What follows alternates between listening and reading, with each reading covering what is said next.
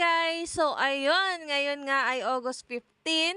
Ito ang date kung kailan kami kinasal ng asawa ko, 4 na taon na ang nakalilipas.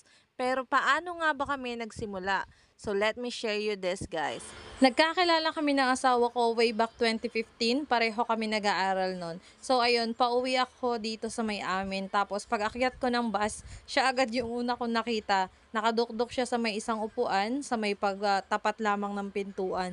Pero hindi ko siya pinansin dahil nagdiretso ako sa may likuran. Naghanap ako ng mauupuan sa may likuran pero wala nang ang bakante. Kaya bumalik ako sa may bandang harapan. At nakahanap nga ako ng upuan sa tabi ng isang matanda na halos katapat ng upuan niya. Tapos nakikita ko na nakatingin lamang siya sa akin. Tapos ayun, kami na. Ha, charot. Ilang minuto ang lumipas, merong isang babae na naka-uniform din na katulad ng uniform ko. Yung pala kaibigan pala yun ng asawa ko. Umupo siya sa may tabi ng asawa ko. Tapos mga ilang minuto